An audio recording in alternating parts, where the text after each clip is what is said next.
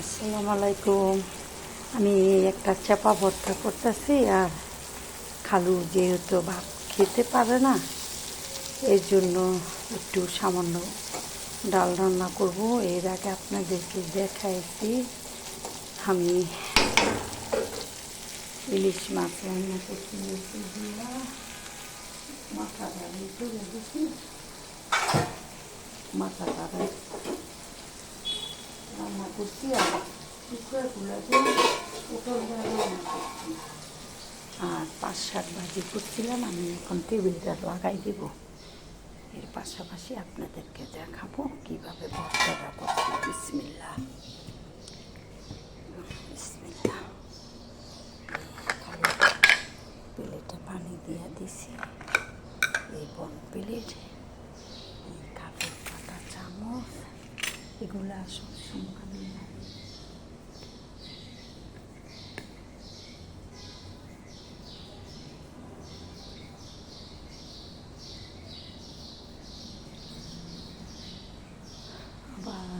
বলি না যে ছুরি দেওয়া কী করে, ছুরিটা রাখি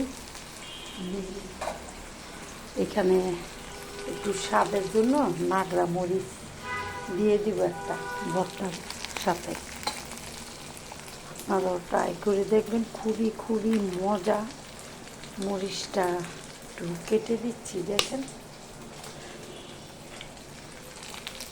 একটা মরিচ দিয়ে দিব এখানে, নাগরা মরিচ।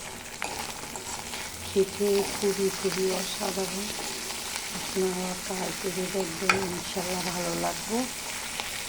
দেখেন আমি সব উপকরণ আপনাদেরকে দেখাচ্ছি।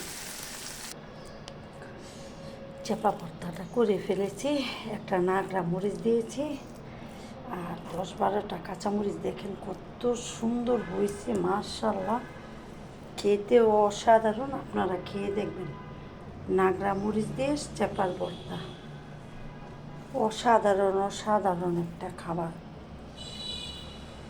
বলে বোঝাতে পারবো না। আমার খালাম্মা হোক কিংবা এনে আপু নানি আপু, ওরা আসলেও বলে যে না সাইদা তোমার হাতের যে কোনো ভর্তাই আলহামদুলিল্লাহ অনেক মজা, খেতেও সুস্বাদু। চেতার গন্ধই বলবো না, এক কথায় নাগরা মরিচের জানান। আর একটা নাগরা মরিচ দিয়েছি, 10-12টা কাঁচামরিচ।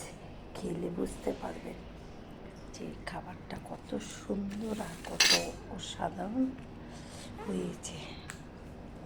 আমি টেবিলটা গুছিয়ে দিই, যেহেতু আমার খালি লাল লবণটা পছন্দ করে, এই জন্য লাল লবণটা বাইরের থেকে আনা হয় ওনার জন্য। এই দেখেন টেবিলটা লাগাই দিচ্ছি সুন্দর করে, দিব পরে।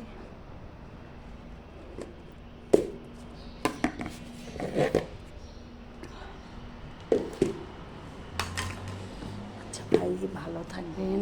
এখন আমার অনেক কাজ আছে, অনেক ঘর মুছবো, ওয়াশরুম পরিষ্কার করব, ভাত খালুর বসাবো, আমাদেরটা হয়েছে। ভালো থাকবেন, সবার জন্য দোয়া রইল। আসসালামু আলাইকুম।